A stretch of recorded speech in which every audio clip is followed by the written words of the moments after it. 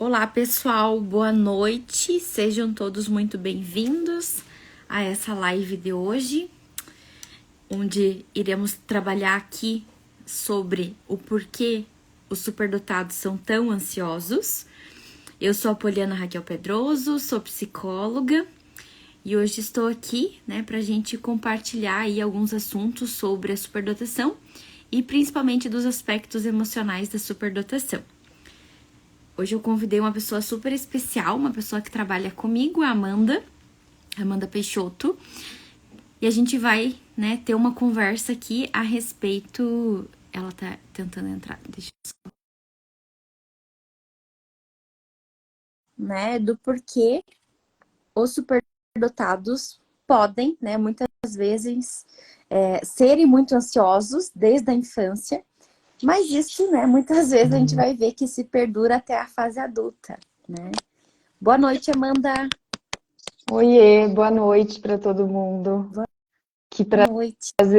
Obrigada pelo convite, Poli. Foi super legal essa sua ideia de fazer as lives. Eu que agradeço, por você ter aceitado e estar aqui, para a gente compartilhar desse assunto que a gente conversa todos os dias, na clínica, mas muitas pessoas ainda não sabem sobre esses assuntos, e pensando aí na parte emocional da superdotação, ainda existem muitas incógnitas, muitas perguntas, tanto dos pacientes quanto dos profissionais que acompanham, os superdotados também, Se você quiser falar pra gente, Amanda.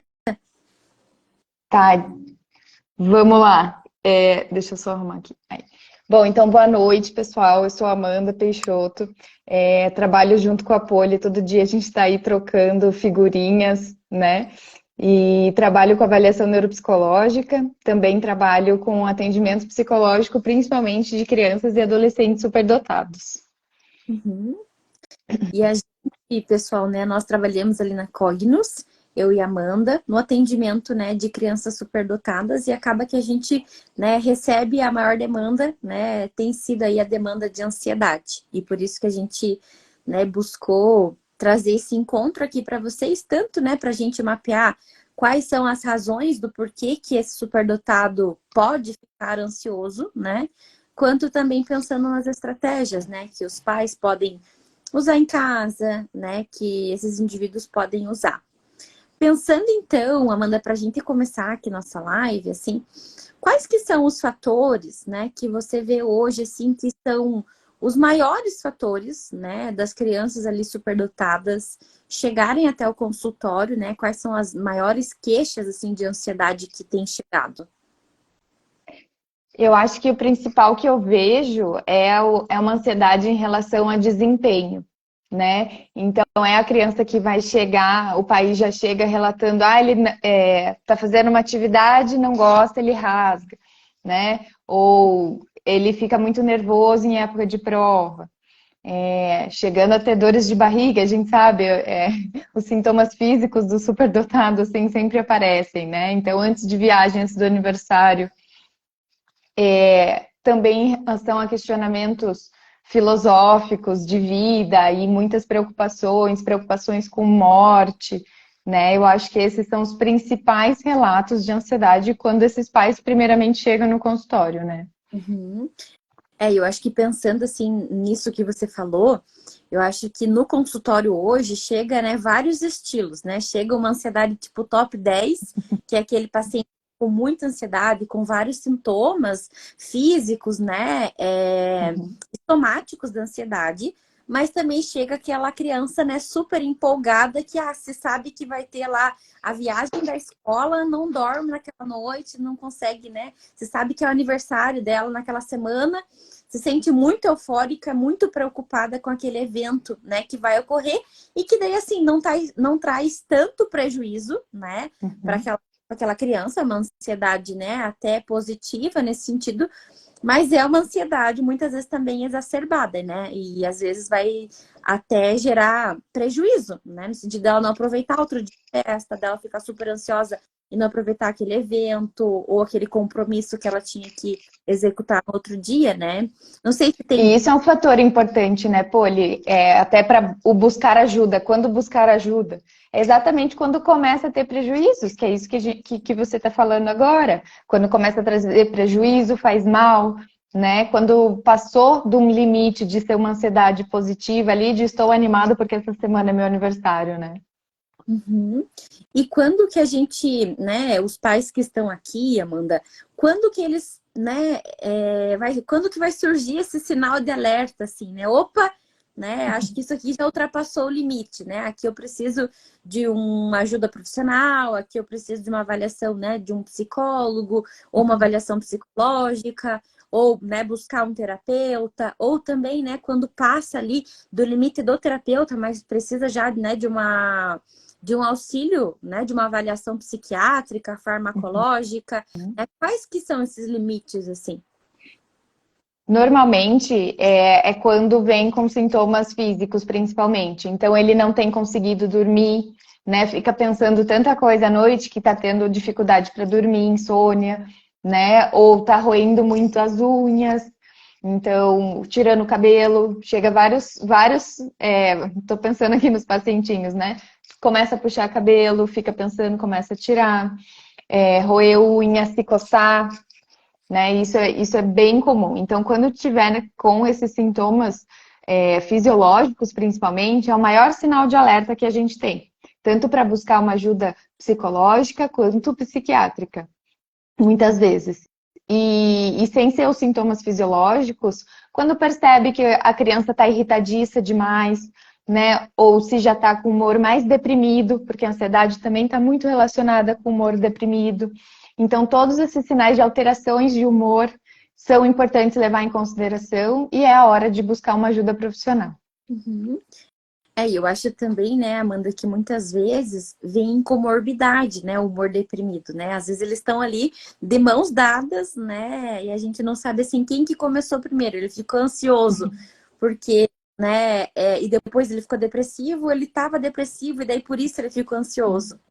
Às vezes até é difícil a gente separar, né, quem que inicia primeiro, em alguns casos, porque vem comorbidade juntos, né? Uhum.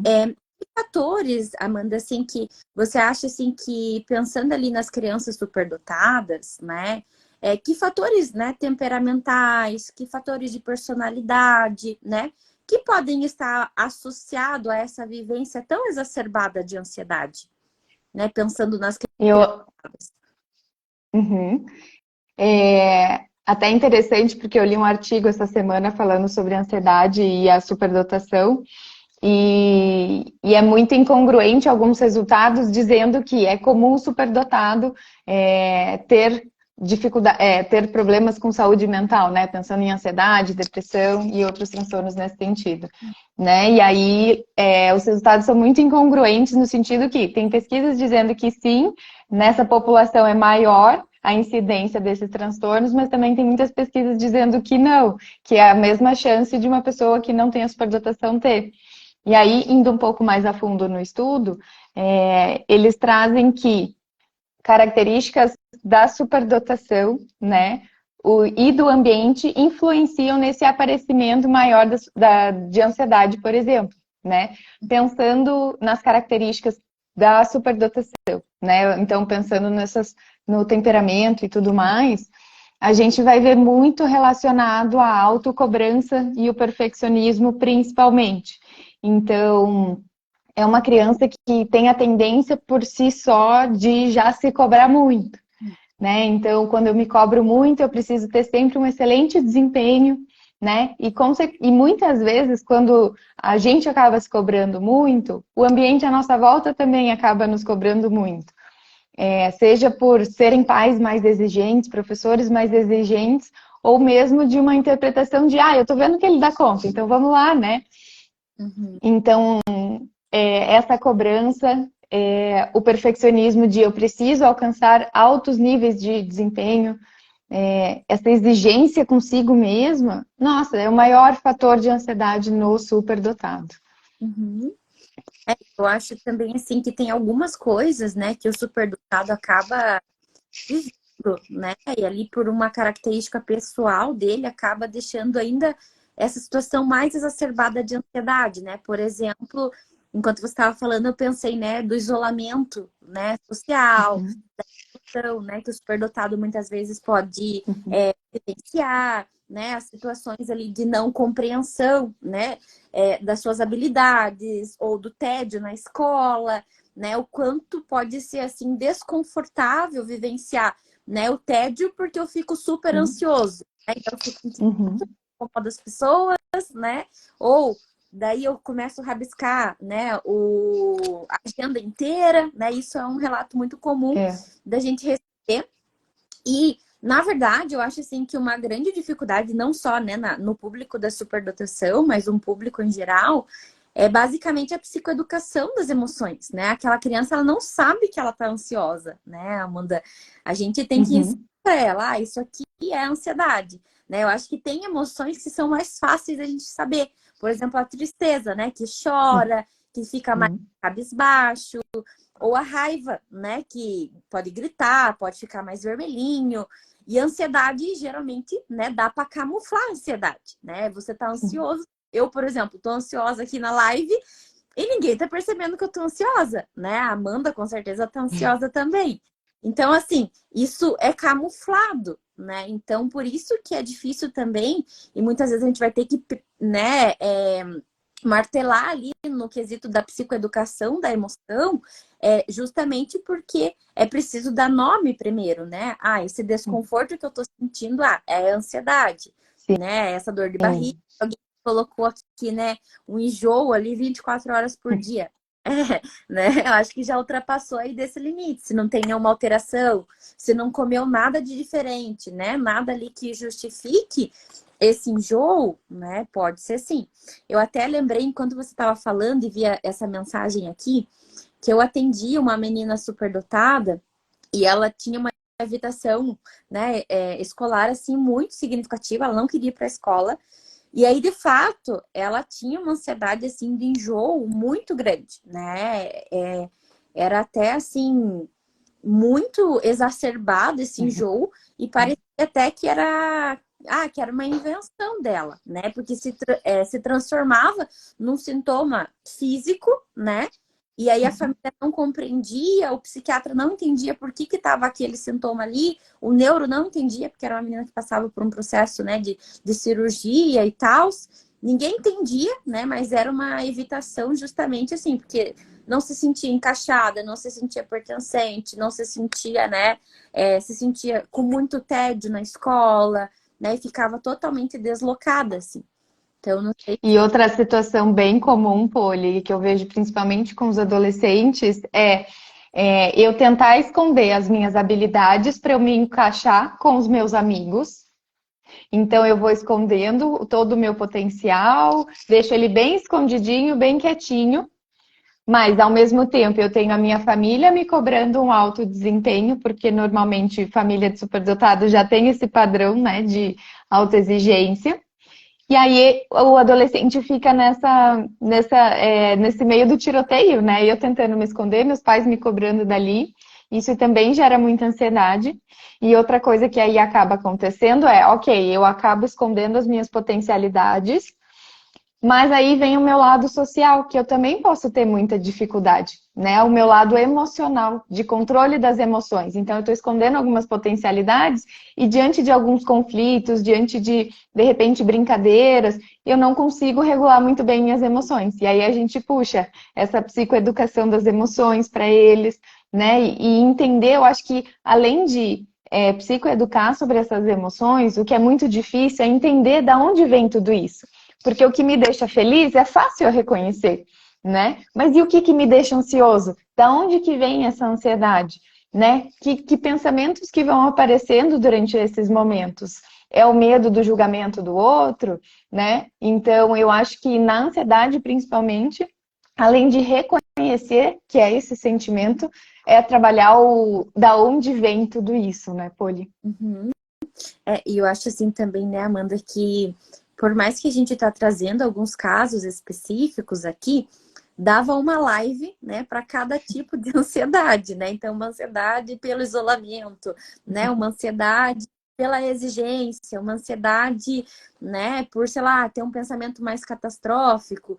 Então, assim, é muito diferente, né? Por isso que não existem receitas prontas, né, do que vai ser bom para um, do que vai ser bom para outro, né, sobre ansiedade.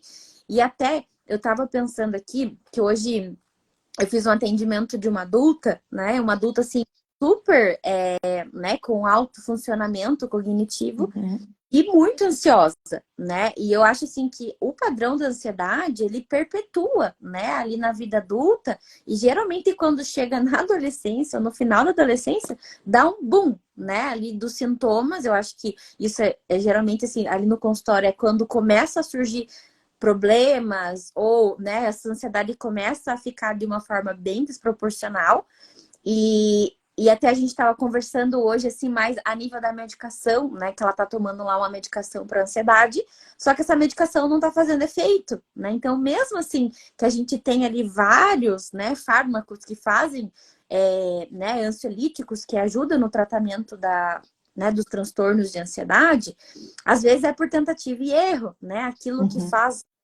que é adequado para mim, que funciona para mim, né? Por isso que tem que ter um acompanhamento muito individualizado, né? Nesses casos mais específicos, né? Sim. E eu acho que outro ponto importante para a gente falar do porquê que o superdotado pode ser muito ansioso muitas vezes tem a ver com as hiperestabilidades, né? E na adolescência, por exemplo, final da adolescência aí, é o momento que as hiperestabilidades mais costumam aparecer, estão mais acentuadas, né? Então, por exemplo, um superdotado com uma hiperestabilidade psicomotora pode ser um adolescente, um adulto com uma impulsividade muito grande, que não para, não consegue ficar parado, tem a fala muito rápida. Então, isso também vai influenciar nos relacionamentos dele, por exemplo, num desempenho num trabalho, né? Então, tudo isso também pode gerar ansiedade, porque a pessoa vai percebendo, eu não estou enquadrada aqui, né? A gente vai avaliando em relação a resposta dos outros ao nosso comportamento. Ou uma hiperestabilidade imaginativa. Eu tenho uma paciente que ela é super criativa e normalmente essa hiperestabilidade imaginativa, eles têm muito vívido o que eles estão pensando, imaginando, fantasiando principalmente. Então eles entram na história e aquilo é muito real. Eu tinha essa pacientinha e ela contava alguns medos, por exemplo, o maior medo dela era um rinoceronte da história que ela leu entrar no quarto dela. E aquilo era tão real, ela me contava, ela tremia e me abraçava. E isso na sessão de terapia. Então é muito vívido. Isso gera muita ansiedade, essa preocupação gigantesca. E é muito interessante de ver esse movimento, né? E eu acho assim também, né, Amanda, que não é possível, né, a gente pensar que um superdotado, que vai ter um alto nível de engajamento, né, com tarefas, seria, assim, seria prejudicial para ele, né, para ele fazer um projeto, por exemplo, né, uma criança lá com uma super ideia, ela quer criar um livro, né? Então, assim, se ela não tiver ansiedade, essa ansiedade não vier, né, com tanta intensidade nela, não vai fazer ela sair do local que ela tá, né? Porque a ansiedade, ela, né, de uma forma agradável, ela vem com o intuito, né, de fazer com que a gente se antecipe das coisas e coisas, né? Só que muitas vezes eu vejo assim, que daí tem um alto, eu quero fazer o livro essa semana, eu quero terminar esse livro, e daí a criança não dorme, a família não dorme, os pais não dormem, né? Então, assim, eu vejo que muitas vezes vem na mesma proporção, sabe? Tipo, dessa intensidade com ideias, com coisas que quer fazer, com coisas que quer que aconteça, né? E aí vem uma ansiedade proporcional, né? A gente acha que é desproporcional, mas não é, né? É proporcional com o nível de, né, desenvolvimento ou nível de energia daquela criança com aquela ideia que ela tem naquele momento, né? Pode ser exacerbada, mas é necessária, né? Quando a gente pensa ali num prejuízo, é quando, não consigo dormir, daí começo a sentir dor de barriga, dor no estômago, dor de cabeça, né? Então, quando eu vejo ali que existem sinais assim de alerta, começa a ficar mais irritadiço, né? Mais choroso, mais difícil para levantar. Então, aí são sinais, né? E acho que no adulto é mais visível, né? Esse desenvolvimento do superdotado adulto de alto funcionamento ser muito hipervigilante, né? Não é tão presente na infância, porque na infância acaba que, né, a gente não tem tantas coisas, né? Ali para cumprir e tal, né? No sentido de projetos individuais, independentes, né? Mas eu vejo isso no adulto, e principalmente no adulto criativo, é muito comum, né? De vir uma Uhum. hipervigilância e de fato, né? Só a mudança de hábitos ou mudança, né? De coisas assim que a gente consegue, às vezes não é possível, né? Precisa muitas Sim. vezes da avaliação psiquiátrica também. Você falou no adulto é super comum essa hipervigilância. Eu acho que na infância aparece muito mais os sintomas fisiológicos, a dor de barriga, ao eu não quero mais ir para a escola, né? Estou ansioso com alguma coisa da escola, não quero mais ir, dor de barriga. Eu acho que faz muito mais, acontece muito mais isso. E agora você falando da vida adulta, eu lembrei de um pacientinho que eu sempre dou esse exemplo porque é uma hiperestabilidade intelectual e que está relacionada com a ansiedade, assim, perfeita. Então, era um pacientinho que tinha muitas questões filosóficas. E eu fiquei com isso na cabeça do adulto, porque eu falei, meu Deus, ele só tem 8 anos, mas era um questionamento de adultos, né? Que ele foi para Foz do Iguaçu, e aí, fazendo o passeio das cataratas, ele viu a força da água e ele começou a questionar a brevidade da vida, o quanto ele poderia morrer facilmente passando embaixo das águas. E isso virou algo para ele do sentido da vida, o que ele está fazendo nesse mundo, há quanto tempo a Terra existe, quanto tempo eu vou ficar aqui. E isso trouxe muito sofrimento. Ele chorava todos os dias pensando nisso. Né? Então, acho que uma coisa importante de colocar dessa ansiedade na infância é que eles têm um cognitivo de um adulto, né, de alguém mais velho, mas o emocional deles muitas vezes continua sendo de uma criança. E isso gera uma dificuldade maior ainda de lidar com essas situações, com esses sentimentos que são tão fortes assim para eles, né? Uhum. Eu acho que aí acaba, né, sendo assim incongruente, né, com o desempenho, por exemplo, né, com o desenvolvimento deles, né? A gente vê e daí vem todas aquelas críticas, né, que os pais falam, ah, mas é tão inteligente, mas, né, é tão ansioso, né? Nossa, tá com dor de barriga, né? E muitas vezes a gente não vai ter um ambiente, né, que tenha, né, uma validação emocional, né, sobre como aquela criança realmente se sente.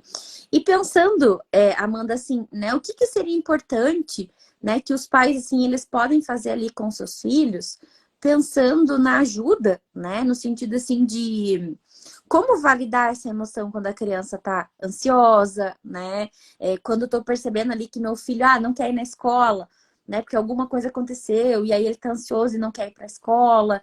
Como que eu posso fazer essa validação, né, da emoção que ele está sentindo e como que eu posso ajudá-lo a perceber que aquilo ali é ansiedade? Que dicas que você daria, assim? Eu acho que o mais importante são os pais, assim, cuidadores, estarem sempre atentos, né? Porque a gente consegue, muitas vezes, é mais fácil para a gente perceber e enxergar o que está deixando essa criança ansiosa. Se é uma professora em específico, se é um colega em específico, se é uma matéria em específico, né? Então é importante a gente estar atento e aí quando a gente perceber que a criança, por exemplo, está ficando ansiosa, tá? Eu não quero mais ir para a escola, não quero mais ir para a aula do balé, não quero mais ir para o inglês. É validar no sentido de, eu tô vendo que você está preocupado, eu tô vendo que você está enfrentando uma situação difícil. Quando a gente fala em validação, é mostrar para o outro que a gente está tendo essa noção do que está acontecendo. Né? Então, eu sei que está sendo difícil isso para você. Né? A gente não consegue sentir a mesma coisa que o outro, mas a gente pode estar vendo, a gente pode estar enxergando o que está acontecendo. E quando a gente enxerga o que está acontecendo, o nível de ansiedade já costuma baixar, porque, pô, tem alguém me entendendo, tem alguém olhando por mim. Então, isso muitas vezes já é suficiente para a gente baixar bem o nível da ansiedade. Eu acho que esse é o principal ponto, é a primeira etapa a ser enfrentada, assim, diante dessas situações. Mas mais que isso, não só validar, a gente precisa pensar quais são as nossas opções, né? O que dá para fazer com tudo isso. Mas, pensando na tua pergunta, Poli, de fazer entender que é uma ansiedade, ou seja, uma preocupação. Eu teve um paciente que chama as preocupações dele de fake news. De que, às vezes, ele pensa algumas coisas, mas nem sempre são verdades, né? Então, esse questionamento do entender o que está te preocupando, né? Qual a possibilidade disso acontecer? Né? Qual a chance disso acontecer? E se acontecer, o que de pior isso vai ter como consequência? Então, a gente fazer esse questionamento e ir mostrando para a criança mais racionalmente o que é essa preocupação, né? Até ela chegar num ponto de, pô, não é tão ruim assim, né? Talvez não seja tão ruim assim. Eu acho que são os primeiros pontos aí para levar em consideração, para pais e cuidadores, né? Uhum. E pensando, Amanda, no sentido assim de, né, quando já ultrapassou esse limite, né? Esse pai já acolheu, esse pai, né, já ajudou a criança, né, a identificar, entender que aquilo é ansiedade, que aquilo tá bem exacerbado, mas que é uma sensação desconfortável, que aquilo vai passar, né? Quando a gente vê assim a recorrência disso acontecendo, qual que seria o primeiro passo, né, de uma família a nível, né, por onde que eles começam? Muitas vezes o pai fala, meu filho é muito ansioso, eu não sei como ajudá-lo, né, e por onde que eu começo, né, que profissional que eu busco nesse caso, Uhum. né, como que é esse primeiro contato ali com uma busca, né, porque muitas vezes as famílias tentam de forma psicológica, né, um acompanhamento psicológico por imediato, para depois ir avaliando e tal, né? A possibilidade lá, né? Às vezes é necessário um acompanhamento psiquiátrico também, às vezes não, né? Uhum. Então, assim, como que é esse passo a passo, né? Só, né? Assim, para os pais que estão aqui acompanhando a gente saberem, né? Por onde que eles têm que começar, por onde que eles têm que ir, sabe? Uhum. Só abrindo um parênteses, eu acho que uma coisa que é o mais comum que os pais costumam fazer nesse momento de ansiedade acabam reforçando sem querer a ansiedade, dando todas as respostas para a criança. Mas é só você ir lá e falar aquilo, é só você ir lá e fazer aquilo, né? E aí a criança vai tendo esse sentimento de ninguém me entende, eu não sou capaz de resolver meus problemas, e isso acaba reforçando a ansiedade, né? Aumentando a frequência desse comportamento. Mas voltando à tua pergunta, eu diria que o primeiro passo é: não estou dando conta de lidar com essa ansiedade do meu filho, preciso de ajuda. Eu acho que percebendo os sintomas que a gente tem conversado agora aqui, buscar ajuda psicológica. Aí, a ajuda psicológica, ela vai trabalhar tanto com a criança em sessão, mas também com a orientação de pais, que é é o mais importante, assim, muitas vezes. Eu sempre falo que é o mais importante. E se mesmo assim, com estratégias comportamentais, né, pensando na individualidade ali de cada paciente, mesmo assim a gente não está tendo uma melhora, está muito difícil, tá tendo muito sofrimento, está tendo prejuízo de relacionamento na escola, né? Aí sim a gente vai buscar uma ajuda medicamentosa, né, seja de um psiquiatra. Eu acho que assim, pensando numa hierarquia, esses seriam os passos. Uhum, Quando os pais começam a perceber esses sintomas em casa, né? uhum. E que atividades, Amanda, que poderiam ser importantes, assim, né? Que vamos pensar, a gente encontra um monte de estratégia, né, que pode ajudar na redução da ansiedade, né? Por exemplo, um banho, vamos sair desse local que a gente está para dar uma volta, vamos, né, fazer ali uma respiração, vamos realizar uma atividade, né, de respiração diafragmática. Então, assim, existem hoje, né, várias atividades que podem servir como estratégias e que esses pais podem apresentar essas estratégias para os seus filhos, né? Onde que esses pais podem encontrar, né, esse tipo de material? Hoje a gente vê que no Spotify, né, a gente encontra lá um monte de né, respiração guiada, né, para acalmar, relaxamento muscular progressivo, guiado, né? Mas Uhum. aonde mais os pais podem encontrar, né, esses materiais e essas técnicas, né, do que pode ser útil, né, no dia a Uhum. dia deles para a dos filhos? Sim, no Spotify Spotify tem bastante coisa, no YouTube também tem vídeos, né, de um momento ali de mindfulness para a criança prestar atenção no corpinho dela, voltar ali para o momento presente, parar de ficar tão, né, nos e se, da ansiedade, que é super comum. Tem vários livros infantis, inclusive tem um que eu adoro que chama E se Porco, que é uma graça, que trabalha os e se que a gente falou.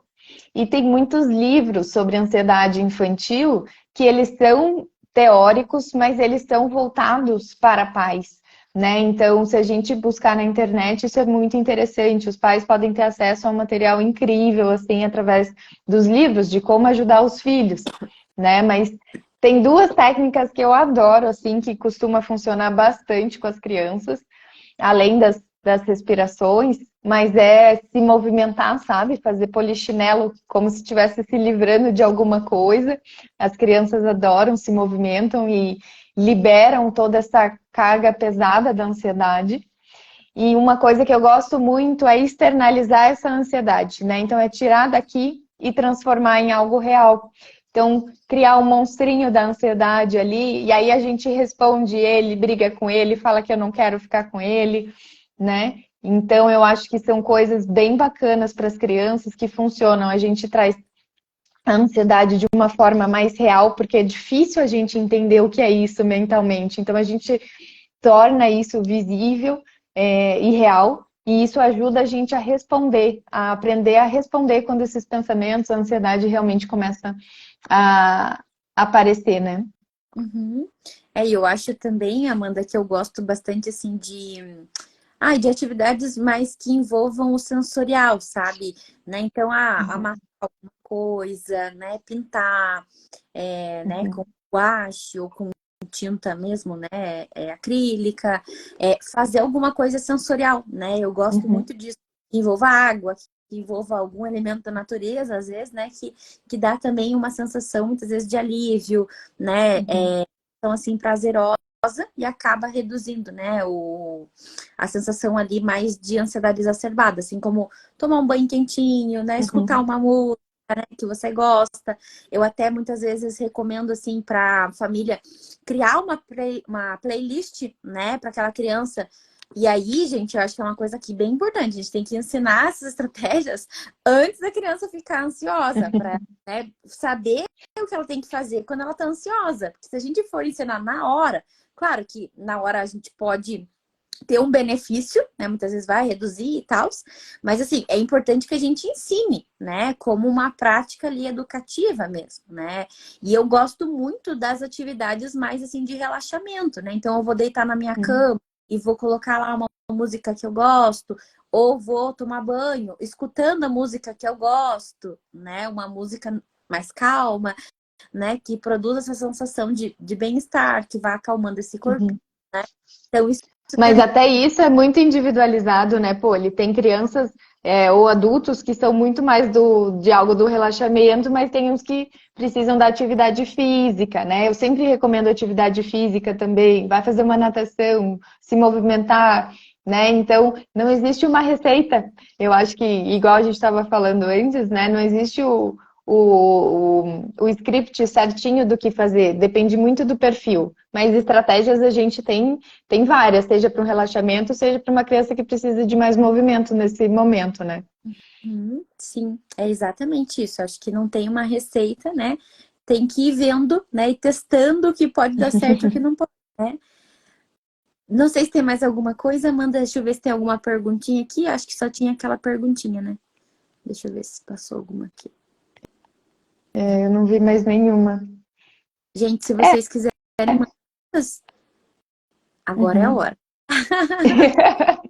É agora. Mas eu acho que é isso, né? Que eu acho que fazendo um resumão aí de tudo, é entender a individualidade de cada paciente, as necessidades daquela família, né? Entender a necessidade daqueles pais também, né? No momento da orientação parental, de como lidar com o filho, é entender que o superdotado muitas vezes vai ter essa alta capacidade cognitiva, mas que o emocional não vai estar acompanhando tanto. Entender um pouco sobre essa autoexigência, essa necessidade de ter esse alto rendimento, da onde vem, se é da família, se é da escola, se é dele mesmo, como lidar com essa necessidade, né? E como tudo isso vai influenciar nos relacionamentos, né? E eu fiquei pensando aqui agora, Amanda, que eu lembrei de uma coisa que a gente não falou, né? Hum. Que o superdotado, muitas vezes, é ansioso, porque ele tá num contexto ansiogênico, muitas vezes, né? Então, assim, esses pais são muito mais ansiosos do que a criança, né? Ou né, tem ali uma exigência, uma cobrança muito exacerbada, e aí, assim, a ansiedade da criança é lá a pontinha do iceberg, né, de todo o sistema familiar, né? A gente não falou tanto disso aqui, mas é muito comum, eu acho, né, da ansiedade, a gente achar que a ansiedade da criança é o problema principal, e não. A ansiedade da criança é a cerejinha do bolo, né? Porque tá ali por detrás e por baixo, muitas vezes vai ser a ansiedade dos pais, a ansiedade daquele contexto, né? Ou a exigência, ou a cobrança dessa família, desse sistema. Então, isso também é uma coisa, né, que é bem comum. Não sei se aparece, né, com frequência também nos casos que você atende. Sim, com certeza. E aí os pais chegam com preocupações, preocupações, preocupações, e você vai ver atender a criança e a criança, né, não tem nada disso, né? Nem tá passando na cabecinha dela. E aí você vê, nossa, não, é da mãe isso, não é da criança.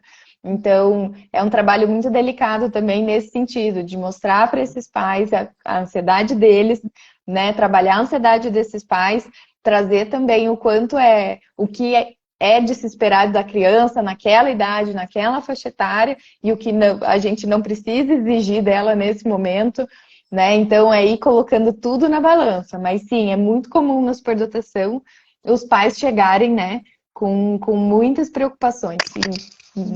E, de novo, né, a pontinha do iceberg é a ansiedade da criança. Chegou uma perguntinha aqui, Amanda. É possível o superdotado ser bem preguiçoso? Sim, procrastinação, né? E que tem muito a ver com a ansiedade também, né? Então eu fico ansioso porque eu tenho aquele trabalho para fazer. Eu estou ansiosa porque não sei o que vão achar de mim, será que eu vou fazer certo? Será que vão me julgar? E aí a resposta do corpo humano é ou eu luto ou eu fujo.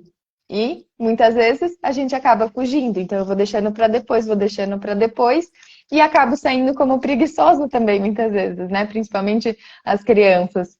Ah lá, tem gente se identificando ali.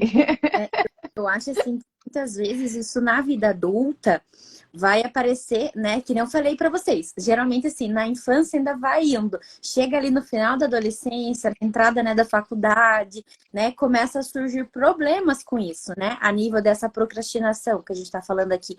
Então, assim, eu me sinto desconfortável. E então, eu tinha que fazer lá uma coisa que ia demorar, sei lá, um projeto, alguma coisa que ia demorar X período de tempo.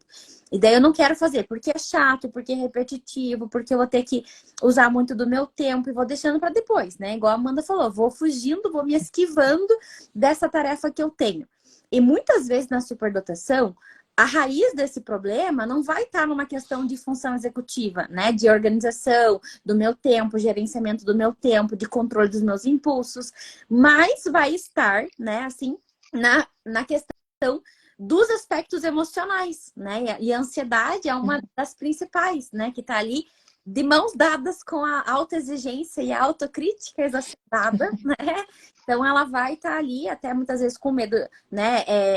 Querendo fugir da sensação de medo de errar, de desconforto, associado a um perfeccionismo muito exacerbado, né? Então, isso em adultos é muito, muito claro, né? A presença ali de comportamentos de procrastinação para evitar esse desconforto. Só que daí o que acontece, né? Eles ficam desconfortáveis enquanto eles não estão fazendo a tarefa e desconfortáveis e mais desconfortável ainda, né, quando tem que fazer a tarefa, né? Então vira uma ansiedade dupla. Tem mais uma pergunta. Sim. Como lidar quando a adolescente com altas habilidades tem depressão e só quer dormir o dia inteiro? Eu diria que já estamos no momento crítico, né? Se ele só está querendo dormir o dia inteiro, de repente é o momento também de já buscar uma ajuda medicamentosa para a gente dar um up nesse humor, mas com certeza, junto com a terapia, para a gente entender essa depressão, né? O que está acontecendo, né? E lidar com essas emoções. É igual a gente falou anteriormente, né? É o nível do prejuízo. Então, dormir o dia inteiro, né? Com certeza, se é um adolescente ali que estuda, então já está se esquivando dessas atividades, das suas obrigações, das suas responsabilidades, né? Então, aí a gente, né, precisa de uma avaliação psiquiátrica até anterior o acompanhamento psicológico, né? Eu acho que é Sim. bem importante. Deixa eu ver se tem mais alguma coisa, mas acho que não. Não. Então é isso, gente, né? Obrigada, Amanda, por estar aqui, né? Por aceitar esse convite. Acho que foi super valioso aqui, né? O que a gente colocou, né? Tanto pensamos mais sobre as crianças superdotadas, mas também falamos um pouquinho dos adultos, né? Eu vi que tem alguns adultos, né? Pacientes meus, pais que entraram aqui, tá? Muito obrigada, Amanda. Desejo uma boa noite para você, uma boa noite para todo mundo, tá? Qualquer coisa. Obrigada a você, Poli. Eu que agradeço, viu? Qualquer coisa, gente, se vocês precisarem, né, de alguma outra coisa, mandem mensagem pra gente, né? Nós Se fazemos, surgir mais dúvidas, né? nós fazemos, né, esses acompanhamentos. Se vocês, né, quiserem tirar alguma dúvida mais específica, que não se sentiram confortáveis, né, de mandar aqui na live, tá? Podem mandar ali diretamente para mim ou para Amanda, podem se sentir à vontade, tá bom, gente? Boa noite, É Amanda. isso. Boa noite, Paulo. Obrigada, gente. Boa noite, Poli. Até. Amanhã. Tchau, gente. Boa noite.